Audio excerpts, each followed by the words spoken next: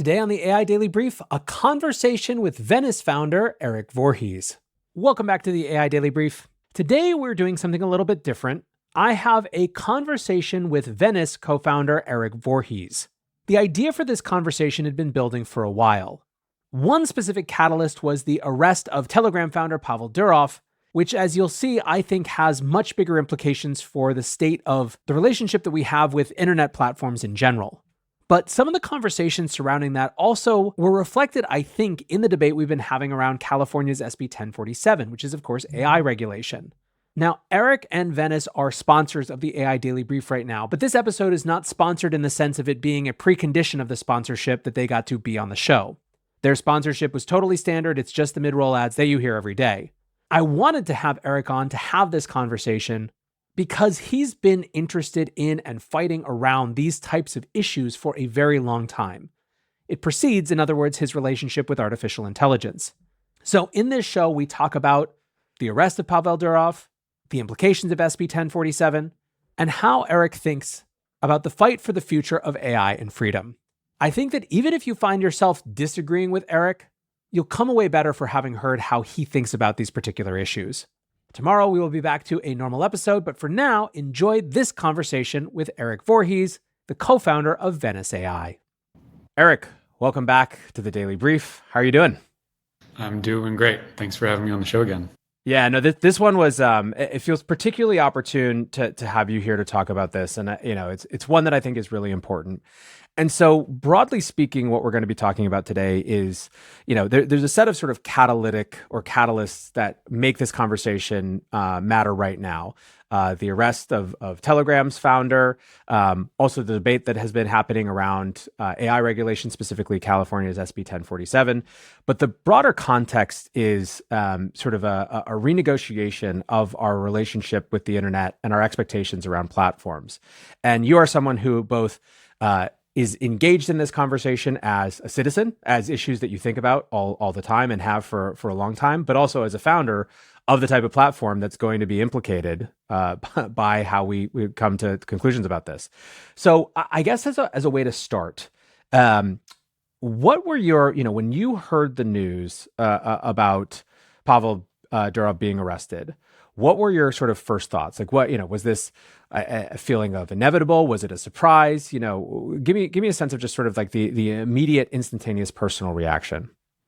Well, I think my general sentiment is that the internet has carved out a lot of space where people can interact with each other without being seen at distance. And it basically allows people to just have their own space without anyone watching, if you're using it correctly or in certain ways.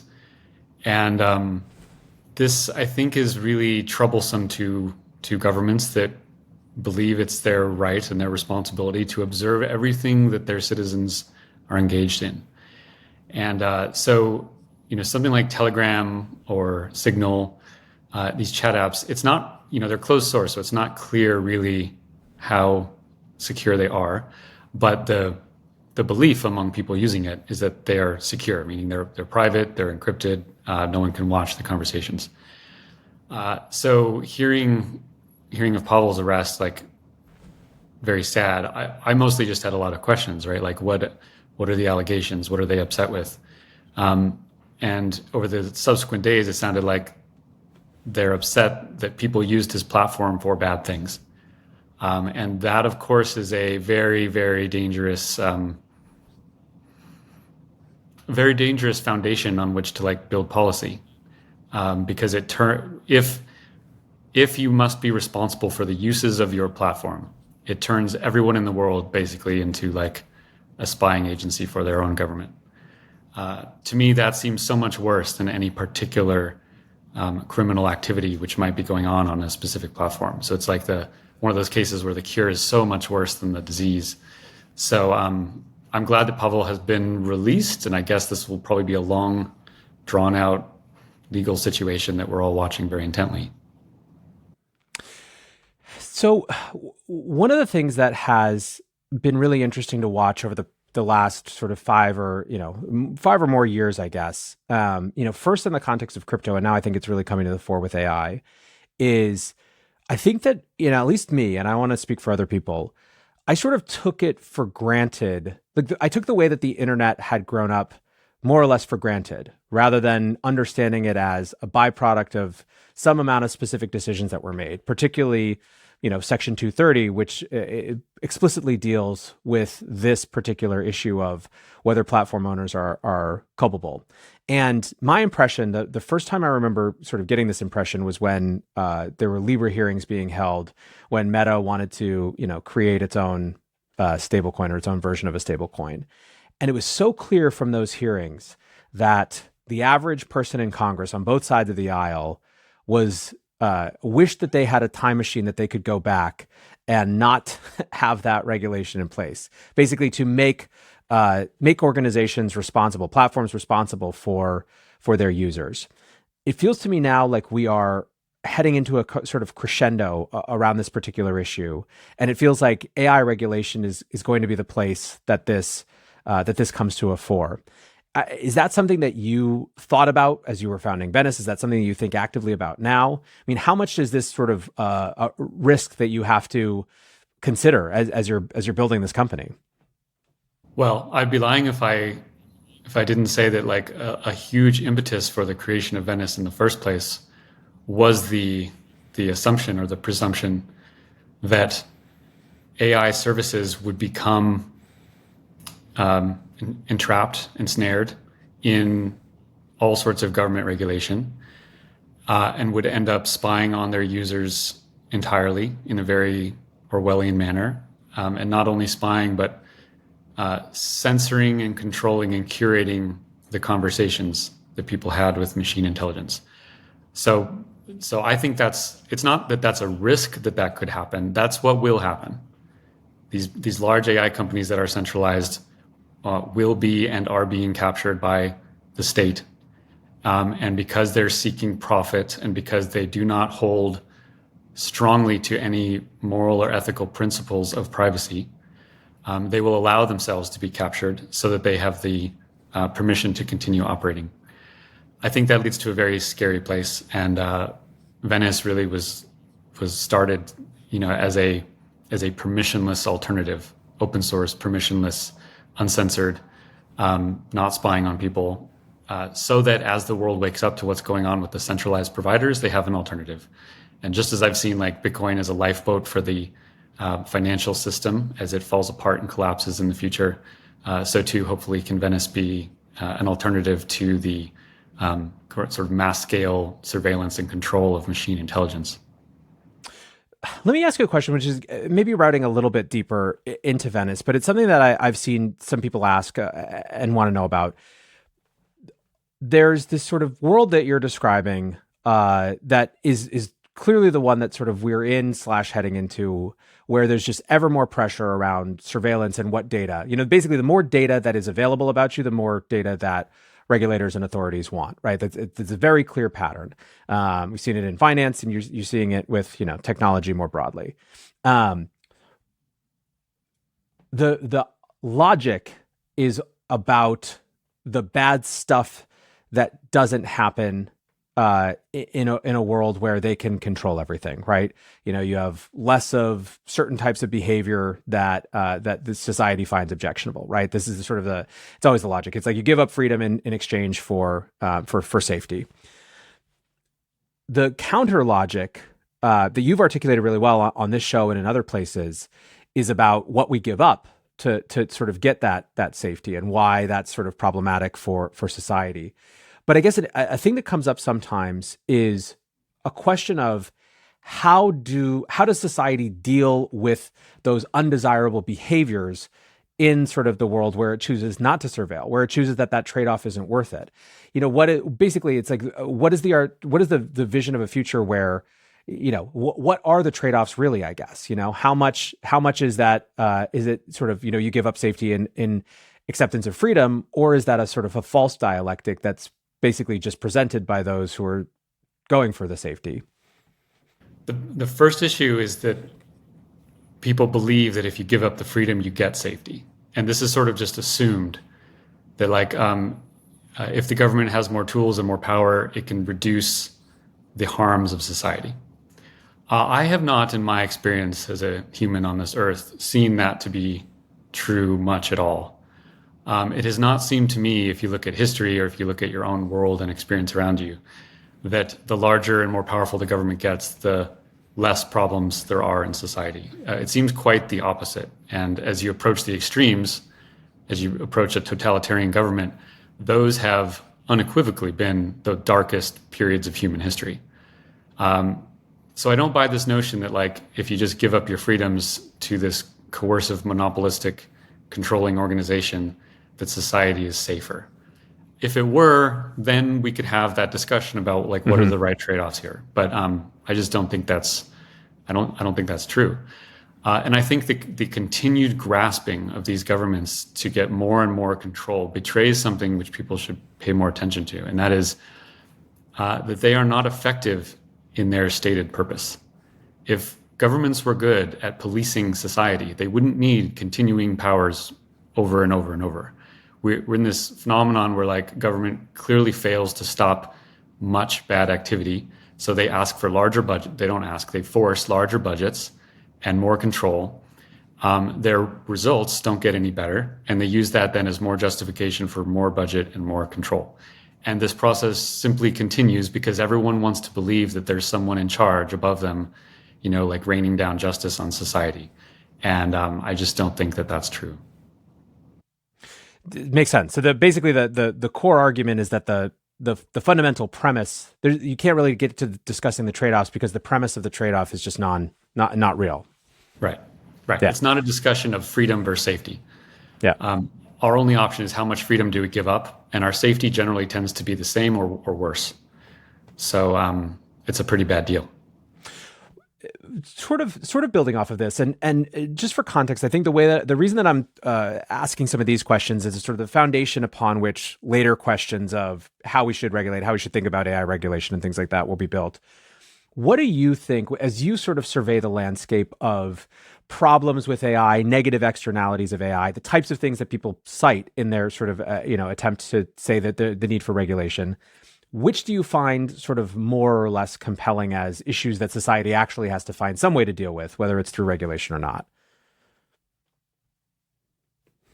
I think the existential question of like the scary AI that takes over and destroys humanity is a super interesting topic. However, I think that it is totally plausible that an AI could potentially do that someday. Like that's very sci-fi, but it is plausible.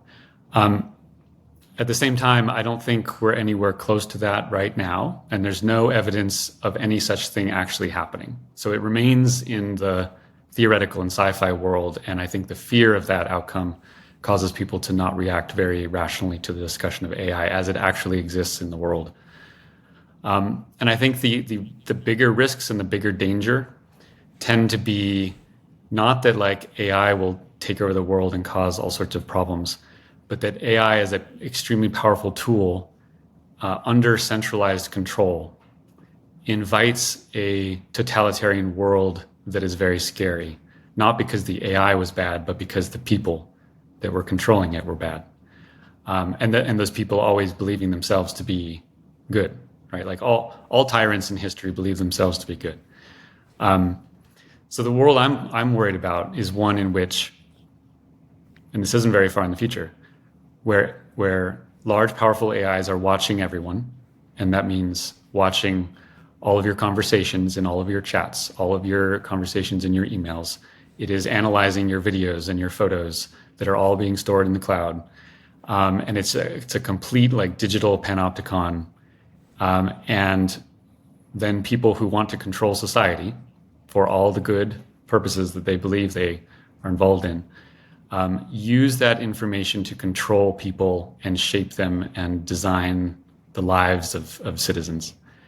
And it is a power which no person should have. No one is smart or wise or good enough to have that kind of power.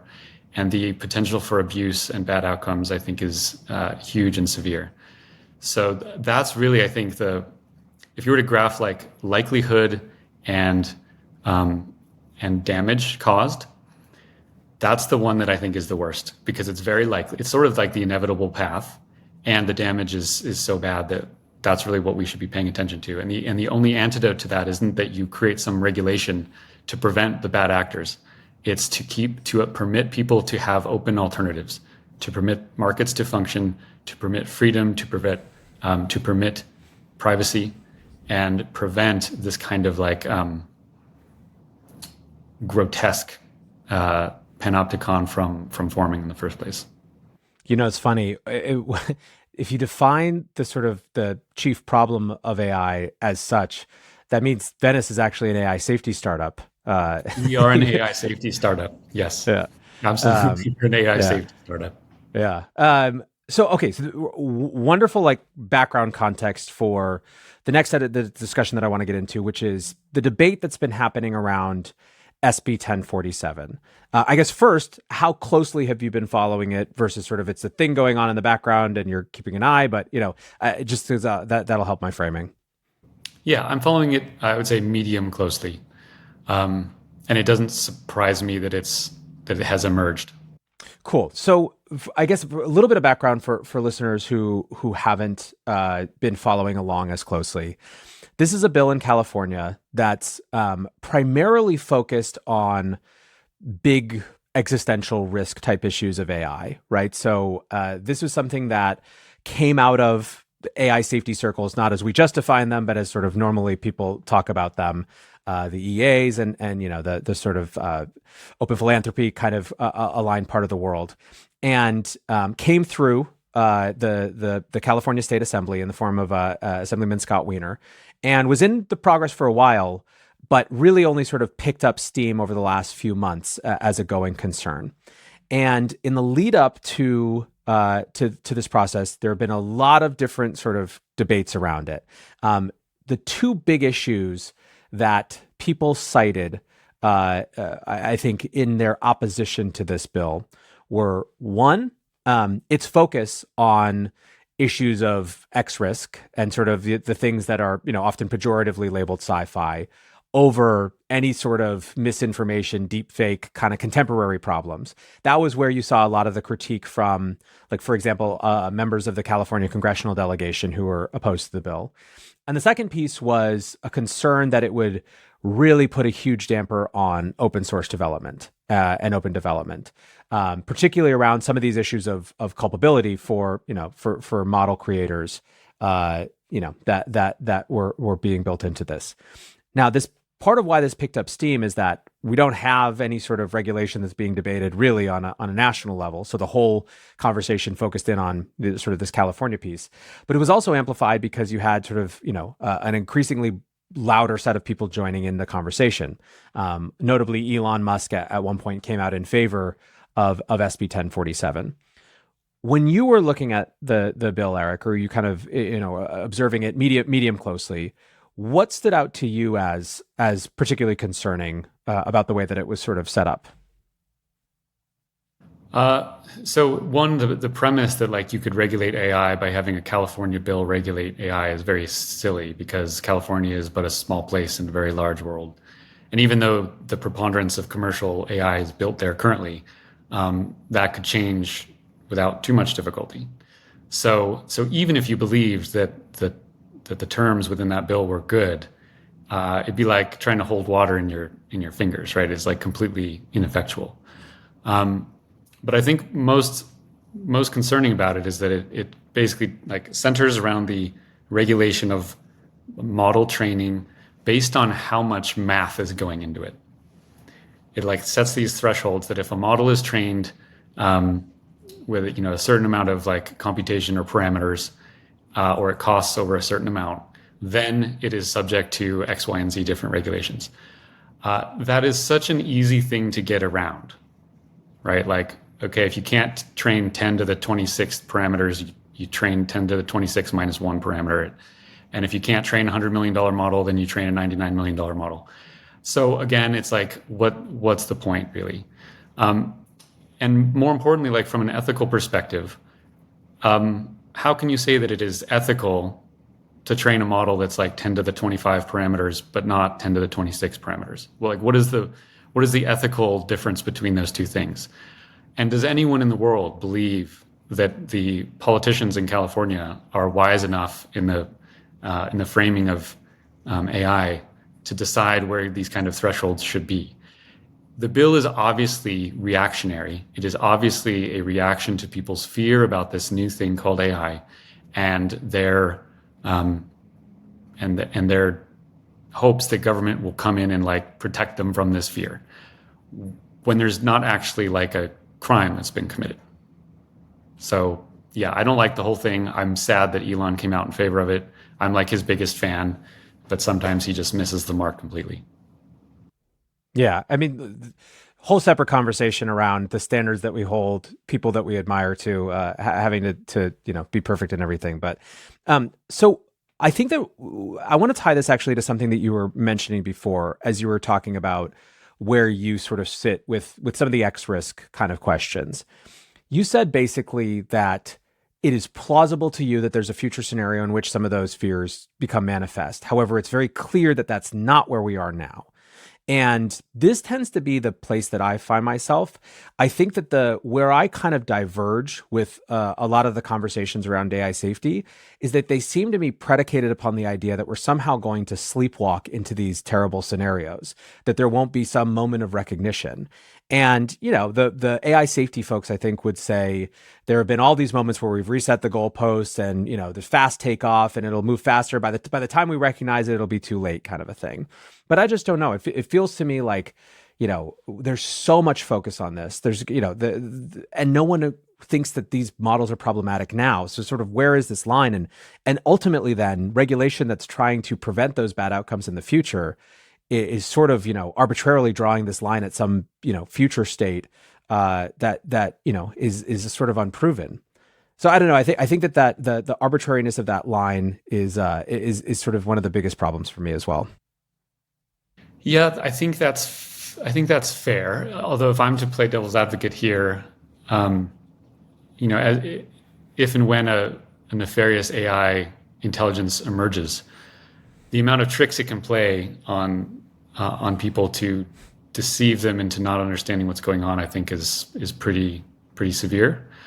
But I take a couple different approaches. Like, first of all, if you're worried about AI safety, then open source to me seems like the obvious right answer. Like, if you're worried about X risk, open source is really important. The ability for all of humanity to be watching what's going on with models, to contribute, to learn, like to deal with it is really key. Open source tends to be far safer than closed source because you simply have more eyes on it. It's harder for things to hide when there's sunlight, right? So that's one. And two is like just a very, almost like a Zen acceptance of like the evolution of man and technological progress. There is no way to stop the development of AI.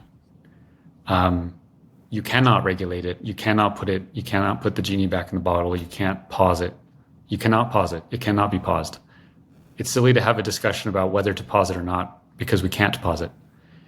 And we should just accept that and realize that this is an unfolding which no one controls, but all of us can influence in certain ways and we can help shape it.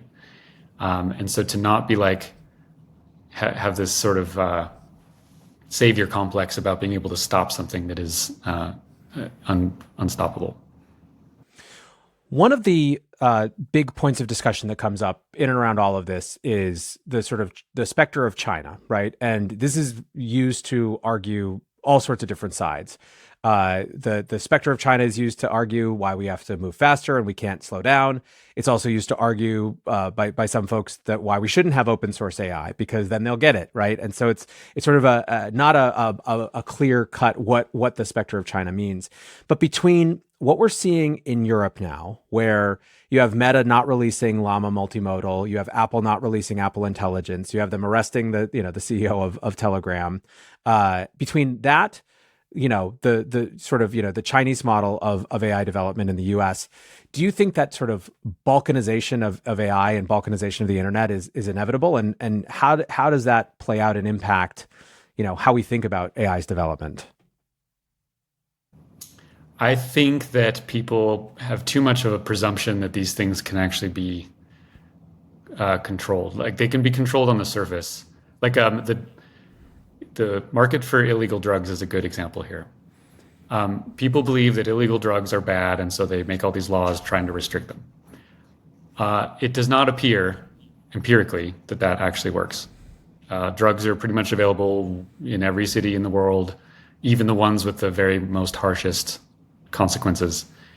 And so you get this like security theater where all you've done are prevent like the most law-abiding people from making their own choices, but the people that you were actually worried about are going to behave pretty much the same anyway. Things on the internet tend to be accessible from anywhere, right? Like China cannot block people from accessing open source AI or anything available in the West to anyone with a modicum of like technical sophistication. So it cannot be stopped. It cannot be blocked. And I think that's ultimately a good thing. I think it's good that politicians do not have the power to curtail these things or to prevent their citizens from free and open exploration of essentially what is mathematics. So I actually want to take this in a slightly different direction then, kind of relating to SB 1047. So SB 1047 is happening, or the debate around it is happening, and OpenAI comes out opposed to 1047. But then a couple of days later announces alongside Anthropic that they've reached a voluntary agreement for advanced model previews with the US government, with the NIST. How do you think about arrangements like that are sort of nominally voluntary? Like, is that a better path forward, to the extent that there's going to be a relationship between private industry and government, or do you see problems with that model as well? Well, first, it's never voluntary. All this is happening under duress, softer or harder forms of duress. But I also think, like, I'm probably the outlier in believing that working with government agencies is bad. I think that the average person believes it's good for these large companies to have oversight because they have this belief that like the government is some kind of benevolent force made up of a different clay than the rest of mankind. And I just don't believe that, but I'm the extremist. I'm the outlier here. I think it's very damning that OpenAI has a ex-NSA board member. That's so weird. That's so weird. And it's weird that Sam would come out and sort of like highlight it as something he's proud of. And he may be being authentic there. He may believe that the NSA is like a good agency that actually keeps the world safe and is important. But the whole thing just feels so bad to me. And again, the antidote here is open source. So I think like the big AI firms they have a lot of challenges, and they don't want governments to shut them down. And they don't have a strong fundamental belief in some of these principles of privacy, of lack of censorship. I think they hold those views weakly, if at all. And so they don't mind sacrificing those things in order to keep operating, in order to not be shut down or various other consequences. So I think it's sad, but it's inevitable. And if Sam wasn't in charge at OpenAI, another CEO there would have done the same thing. Yeah, it's interesting. I think that you are, I don't know Sam, so I don't want to put words in his mouth or thoughts in his mind. I do think that from some of the comments that he's had, it feels to me like he has a romantic sort of moonshot 1960s notion of what this could have been, that the US government should have been leading the charge for sort of beneficial AI. I mean, he talked about how they went to the government right at the beginning of the product and said, you should invest in this, And so I think that you might be right that, you can have a total difference of opinion that he may actually think that is the best way forward. Totally. Yeah. He doesn't see the US government as the primary threat, whereas I do, right? So that's a fundamental difference. Which I think, the part of why I love doing the show is that I think fundamental differences make us much better. It's also why I still like America in spite of everything. And to the degree that's true, fundamental differences making us better is the entire reason why we should not allow artificial intelligence to be captured by one or a few large tech companies that are controlled by the government, because they will shape people's thoughts into one monolithic, it'll destroy the ability to have diverse and different opinions. And if that kind of diversity of thought is important to humanity, which it obviously is, we can't accept that future. So perfect segue, because this is what I was going to ask you about next. So my read is that part of why, again, if you sort of step back and look at the trend lines, big technology as an industry has been getting more and more powerful, basically since especially the dawn of sort of social media, when all of a sudden platforms went from, hundreds of millions of sort of engaged users to dominating big portions of our time, right? Billions and billions of users, algorithms shaping perspectives. I mean, I think, TikTok, the culmination of this pre-AI was sort of the debate that we've been having around TikTok and what that algorithm does. But there's the point is that big tech relative to the previous relationship between, sort of the private sector and the government, it's thrown it off balance compared to where it was. Big tech is obviously much more powerful than previous generations of companies. It seems to me that the government is trying to that there will be an inevitable push for the government to grab more power as a bulwark against big tech. And so you basically have these two sets of actors who are, getting more powerful at the same time, nominally in an attempt to constrain the other one. But the sort of the outcome is just these much more powerful centralized entities all around, right? Like the net sort of like average power of a centralized entity that you deal with has gone up. You speak eloquently about kind of how open source and decentralized solutions, potentially provide a bulwark to that, especially with AI. How do you play out the scenario where that actually can happen? Like what is the sort of the fundamental determinant of whether that will help, and hold aside like regulation of whether it's allowed to? Is it consumer choice? Is it consumer education? Is it people, what actually kind of constrains the power of big tech, for example? Yeah, good, such a good question. I think like the English language needs two different terms here for power. Because the nature of power from a government and the nature of power from a company of any size are fundamentally different.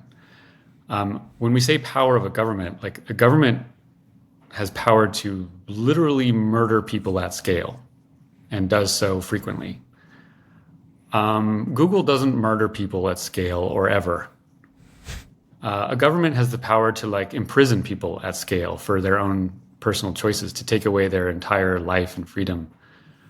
And I don't really care how big Google gets, because it doesn't ever have that kind of power, right? It's a different, like a coercive power is a different thing than market influence. Why am I not scared of TikTok? Because like I don't have to open the app. And I feel like culturally we have removed so much personal responsibility from people that we've forgotten or like lost the plot that someone can just not use the app. And people say, oh yeah, but society, is like pressures us to do these things. Well, take some responsibility. Like if you don't like an app, don't use it. If you don't want your children influenced by TikTok, don't let them use TikTok. The idea that like we need the government to come in and ban something because we simply can't make the choice ourselves really betrays that we are becoming sheep under a shepherd. And I don't think we should try to construct society in that way. So what constrains the power of big tech, as you say? We do. I constrain Google by not using it. I constrain TikTok by not using it. They can never force me to use it. And I'm just one little guy, and they have billions and billions of dollars, and yet I don't have to use it. That's so fundamentally different from a government where they can do whatever they want to me, including kill me. That's fundamentally different. I'm more worried about how we constrain that power, because I can't just not use the government. I can't opt out of that. So I think that's the crux of this conversation, is that like those two types of power are very different. And if you constrain tech or corporate power by giving more to the coercive one that can murder you, don't be surprised when you end up with a society that is much darker. This might be the sort of optimist in me, but I do think that sometimes we're living through genuine big patterns of history changes, I think, right now. And in the midst of that, when you're sort of in the eye of that storm, things that historically will be seen as very short periods of time feel very long. And we're calibrating right now what we want our relationship to be with these uber powerful algorithms, right? And it feels like it's been a long time. Like we've been watching this sort of happen. Eli Pariser wrote The Filter Bubble in like 2009, right? The guy who founded MoveOn.org. And, that sort of problem has gotten bigger and bigger and bigger. It's like it's 15 years later. 15 years is a blink of an eye in the context of history, right? And if you take that sort of larger view that the way that this has to get addressed is just by people making different decisions, in aggregate, there are some early indicators to me that there's that starting to happen, and it's being reinforced by markets. And so here's the example that I'll give. Schools, by and large, haven't banned smartphones yet, but it's such an obvious thing to do. It's like, I think that the analogy that I've often seen is like, would you have let people bring a TV and a VCR and their full DVD collection, to school back in the day? It's like, of course not. That's like schools have that choice, and they're just starting to do this now. But the other thing is, hold aside just the schools, parents are starting to find the line that's not, you can't be in touch, but you also can't have free access. And it turns out it's like non-smartphones. The Nokia brick is coming back. Nokia is actually having a resurgence with this like nostalgia driven, it literally has Snake on it. And this is becoming the popular phone. And like, I have a 3 and a 5-year-old. And so we're a little ways from having to fully think about this, but it kind of feels like an obvious in between to have a thing where it's like, yes, you can text your friends and stay, in touch and feel connected, but no, you can't, just wander onto the darkest courses of the internet with unlimited, freedom. And you see parents making those decisions that are different. You see schools starting to make those decisions. And again, like I said, it's very nascent. I don't want to overstate the type of trend, but I think it's reflective of what you're talking about, that like there are actual solutions that don't involve banning TikTok. It's sort of, people are figuring out how to limit access to it. Yeah, like should the federal government dictate how and when children can use cell phones? Obviously, cell phone use for children or adults can be and is damaging and harmful if done in certain ways, right? It's apparent that damage can happen if used poorly. Does that mean that the federal government should be telling people how to use phones? No, like that's up to the individual people. And that's part of like what makes a diverse, free society, is when you decentralize those kind of decisions. And even though you say it's obvious that schools should ban phones, that might be obvious to you and is probably obvious to many other people, but others might have a different opinion. And I think that's okay. Like, I think schools should choose for themselves what's happening, what their policies are in the school. I think parents should choose for their children what happens with their children. Like, this decentralization of property rights and control is how you prevent bad decisions from becoming systemic. Because as you said, like 15 years is a very short amount of time historically. We don't really know what the right way for humans to use cell phones is, and cell phones are changing, right? In 5 years, they might be quite different than they are today. None of us really know what is best for every other person on Earth, and we should have that humility. And so while we believe we know what's best for ourselves or our children, or maybe our neighborhood or something, we should have the tolerance to permit different views and different beliefs. And that's why we should not outsource and delegate all control of everything in our lives to one set of politicians thousands of miles away. They believe they know what's better for everyone, and sometimes they might be right, but often they're wrong. The food pyramid in the United States is a great example of this, right? That food pyramid the FDA put out, and that food pyramid has been gospel in the United States for a few generations. I grew up understanding that food pyramid and believing that was like pure science, right? That this is how you're supposed to structure your diet, and if you do that, you'll be healthy. And over the last 10 years, a lot of people are like, actually, it's like maybe inverted. Yeah. Not just that it was marginally wrong, but like the whole thing might be inverted. We should not trust anyone to control the lives of every other person on Earth. That seems obvious to me, but I don't know why so many people struggle with that concept. So this is another perfect segue. It's like we planned this. There will be a conversation on a national level about AI regulation, right? Whatever happens. In fact, I think that if Governor Newsom decides to, I mean, he might veto SB 1047 if he decides to advance it. It almost mandates that we have a national conversation faster, because the California dragnet then scoops up every company that does business with residents of California in ways that become problematic, right? This was a central pillar of the opposition for many of these companies, is that, it's not just making a choice for Californians, it's making a choice for everyone, right? In the same way that, money laws, that are state by state create their own problems as well. Yeah. As we head into that sort of national conversation around AI regulation, you obviously are sort of totally admitted and clear about, being on a sort of fully to one side of sort of a set of philosophical and ethical principles in this. What would you want to contribute to sort of the regulatory discourse, or at least the underpinnings of the regulatory discourse? If you could sort of enshrine one way of seeing or thinking as part of the conversation that started the sort of regulatory discourse, what would it be? The biggest danger is some kind of curtailing or banning of open source development in this field. I would obviously love there to not be any national regulation on AI, period. But it will happen, unfortunately, because people believe the government should regulate everything. But I think the most important bulwark against the bad outcomes is simply that open source be permitted. As long as open source is permitted and isn't hamstrung in certain ways by certain laws that drastically favor closed source models or something, if it's just permitted, then I think the world has the tools that it will need to navigate any of the challenges brought by AI. The really dark outcome is if open source gets curtailed in some way legally. That's really what I'm fearful of.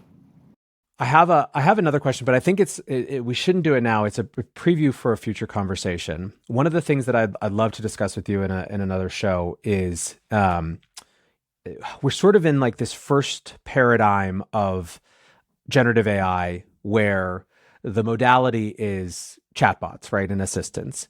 And we are quickly heading into potentially another paradigm where we're outsourcing even more of the actual decision-making and reasoning to, agentic systems. And I'm really interested in your take on how that amplifies or changes some of these issues that we're discussing here. It's hard to know because we haven't really seen it occurring yet. It's sort of like always on the immediate horizon, and it's obviously inevitable, but it's not quite here.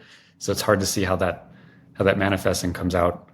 I think it's going to draw a lot of attention to how do you protect yourself from a world of different agents, some benevolent, some evil, and many in between. And it might actually bring a lot of attention back to public key cryptography.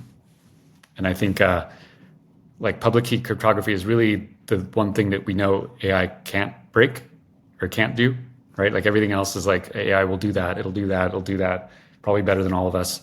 But it can't break strong encryption. And so that confinement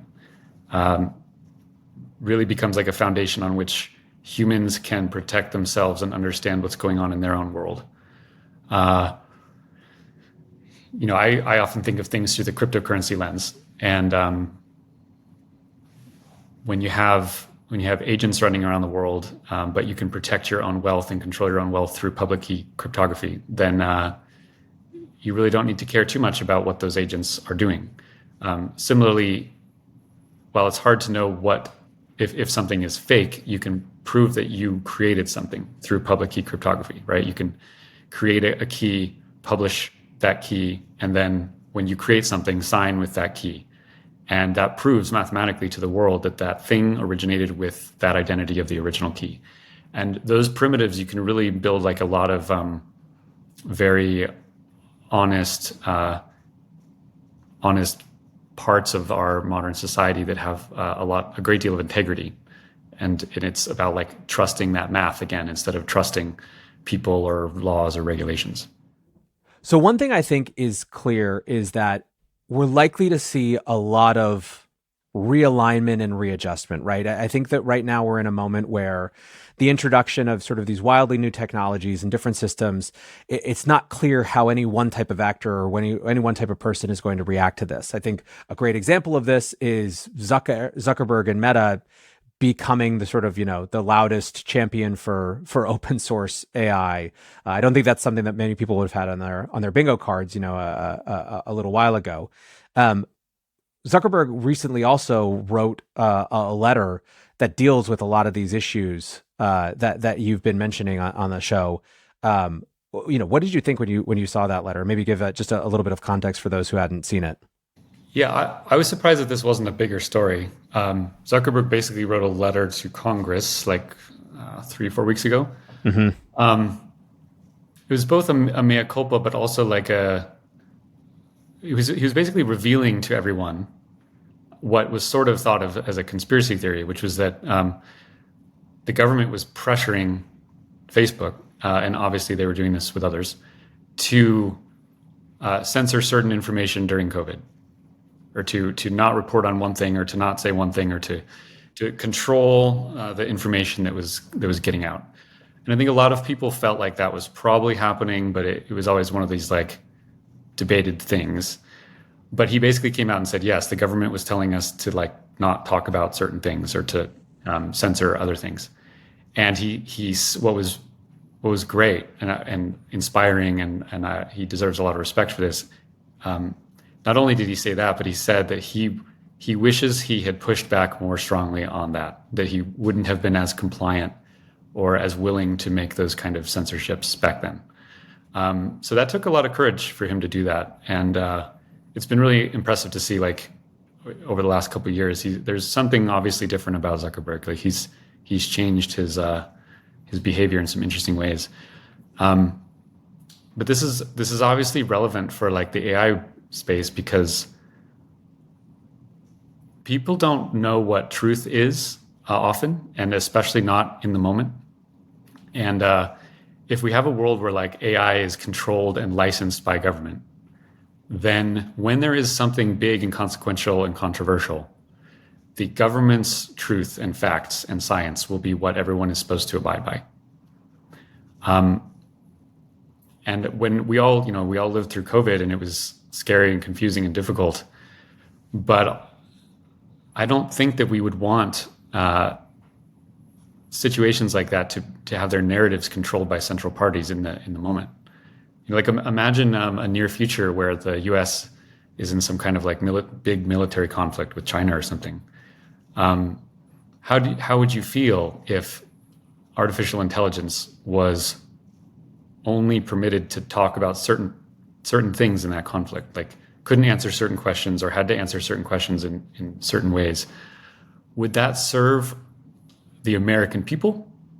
I don't think so. And really what makes, I think, America special is that we do not have some kind of totalitarian government telling us what is right. We can believe for ourselves what is right, and we can debate what is right. And truth with humans often needs to emerge through vigorous discussion and skepticism. So that letter from Zuckerberg was, I think, a big eye-opener, or should have been for many. And I wish it had gotten a lot more publicity. Like, why aren't people outraged that was happening? It seems like maybe the media was just, because it was happening with all of them and they were involved in that kind of censorship, and so they were a little embarrassed to even talk about it much. Could be. I think it's Zuckerberg is fascinating. I mean, having watched his whole career, I think the one consistent thing is that he does pretty constantly reinvent himself, not in like a flip-floppy way, takes in new inputs, learns new things, and comes to different conclusions sometimes, And he's one of the few people who has one of the byproducts, I believe, of the total control that he's had over Meta for its entire life is that he has the privilege of actually just being who he wants to be and making the decisions that he wants to make without being sort of threatened. So he's kind of been able to do things a little bit differently. And I think this latest manifestation of that has been a really positive one that I think a lot of people have been excited about.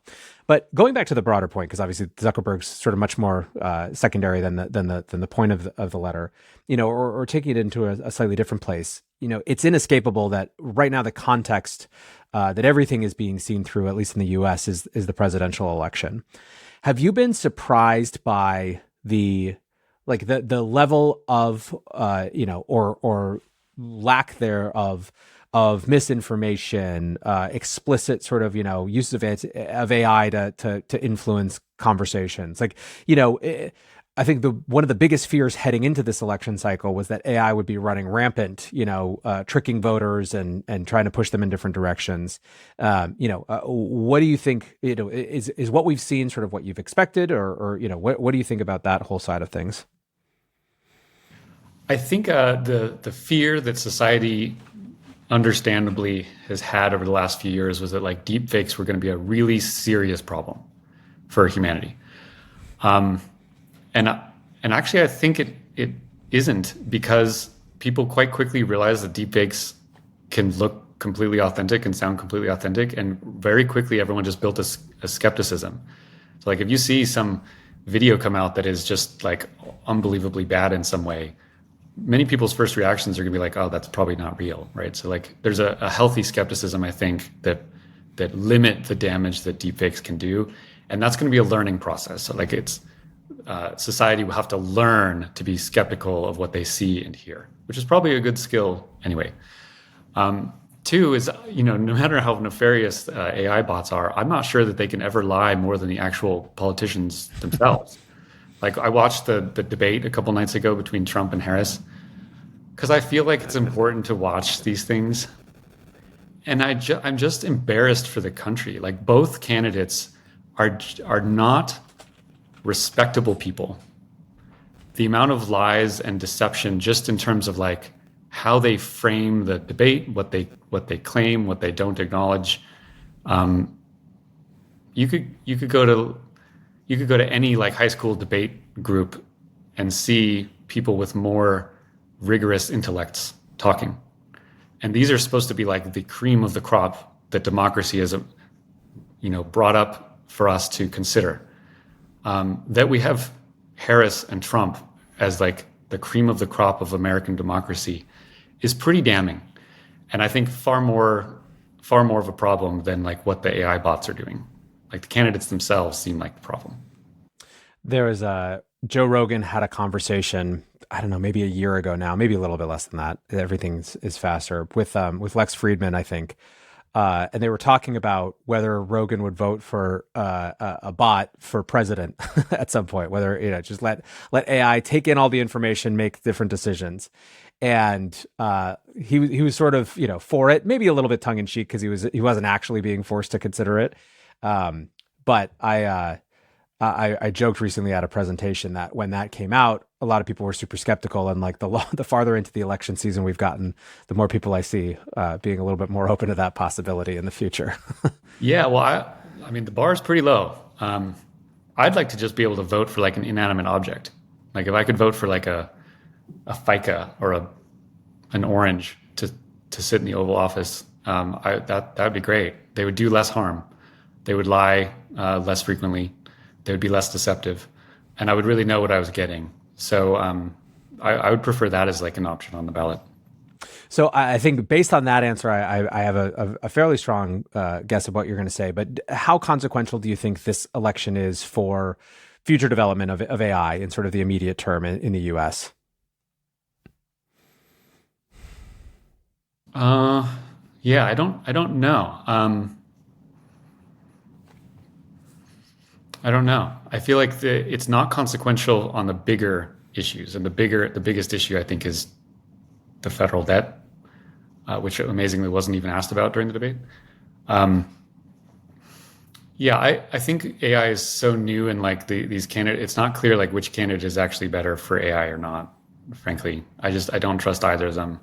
I'm not going to vote for either of them. Neither of them are respectable people, and I would never endorse either of them for anything.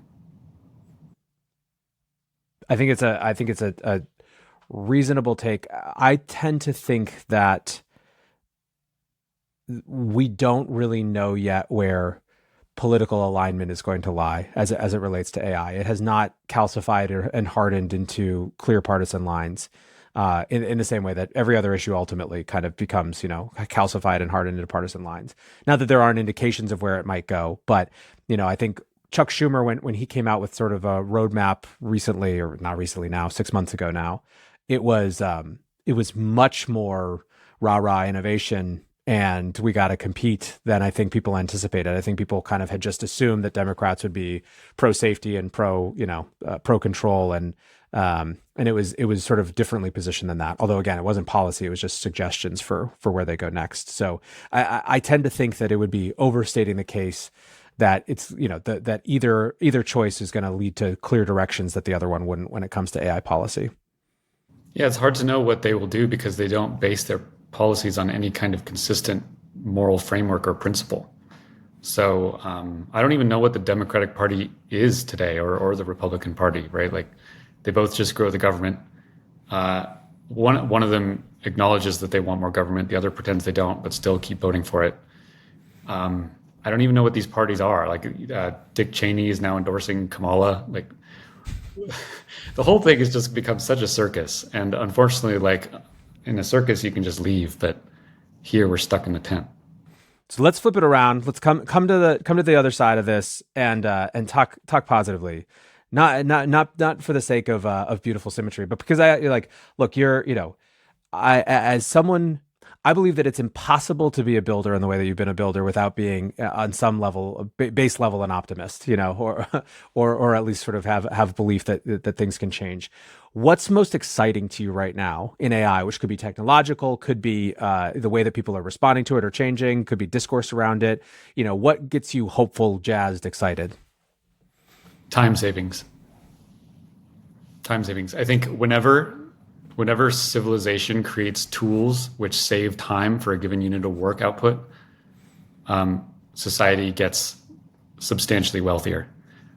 True when like the shovel was invented, right? True when like we had a tractor instead of a horse on the field. True when we had electricity. All these things allowed humans to build and create what they want with less input cost. And AI does that in a powerful way across many industries. And perhaps the most powerful being like coding and engineering itself, right? Like a competent coder now with AI can produce just an incredible amount. And that's a huge unlock for civilization. So yeah, I'm definitely an optimist on the world. And it's the savings of the input costs that make AI so powerful. And I don't think people appreciate or respect that enough. Often people are like fearful of it. They think that like now that AI can do all these things, people won't have jobs. And it's like, 99% of people used to be farmers. And you know what? We lost pretty much all those jobs. Do we want to go back to that world where everyone was on the farm and had a job on the farm? I don't think so. We should not look at work as something that we want. We should look at the output as something we want. And if we find a way to get the output more easily, that's virtuous. Yeah, I listen. I am in complete agreement.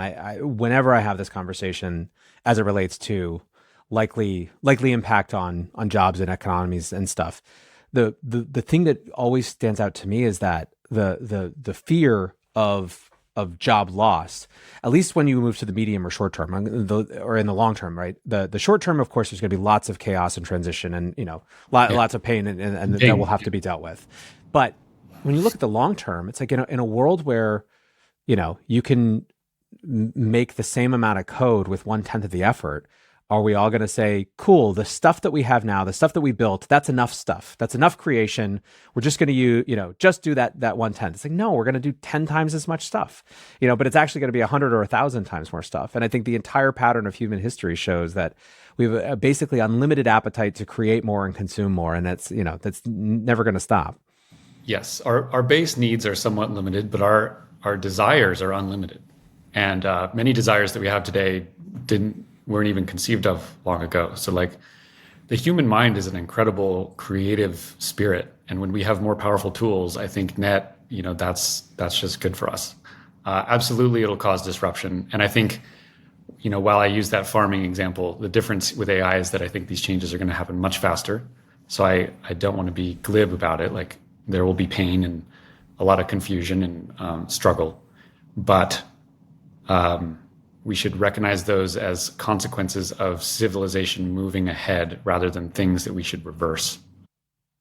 Couldn't agree more. Well, Eric, awesome conversation. Let's have you back again, and we'll keep talking about these themes. But always appreciate your time. Cheers. It's been great. Thank you.